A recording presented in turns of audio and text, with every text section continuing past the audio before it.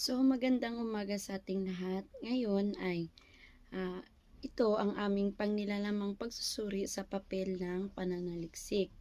Ang aking kasama po ay si Erica Joyce Basco at ang pamagat at author ng pananaliksik ay si Kinaray kag Kapisnon puno morpolohikal na pagdalumat ng variety ng hiligaynon ah, na ang author ay si Giovanni Obeña Jasmine.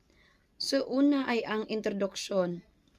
Sa introduksyon sa pagsusuri, ang pananaliksik na ito ay nakatuon sa pag-aaral ng wikang Hiligaynon at ang mahalagang kaugnay nito sa kultura na patuloy na nagbabago at nagpapalipat-lipat dahil sa mga salik panlipunan. Ang pangkalatang ideya ay nakatuon sa pagsusuri ng baryasyon ng wika Hiligaynon, partikular ang paghahambing at pagtukoy sa pagkakaiba ng wikang Kinaraya at wikang Kapisnon. Sa larangang ponolohiya at morpolohiya, mahalaga ang pagsusuring ito sapagkat bagamat may mga naunang pag-aaral, limitado pa rin ang tuon sa mga internal na istruktura at katutubong baryasyon ng wika na nagpapakita ng pangangailangan para sa mas masusi at malalim na pag-aaral. Napansin sa pagkakalagay ng paksa sa panimula na matagumpay nitong nailahad ang wika bilang kultura at instrumento ng pagpapahayag bago dahan-dahang itinuro ang pokus sa pag-aaral ng mga partikular na varyasyon upang punan ang kakulangan sa literatura tungkol sa instruktura ng wika.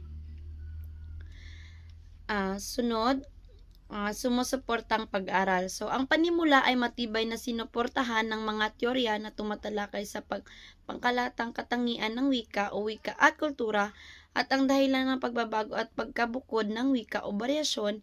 Ang mga sanggunian ay akma sa layunin ng pananaliksik na tukuyin ang baryasyon ng Hiligaynon, Kinaraya at Kapisnon.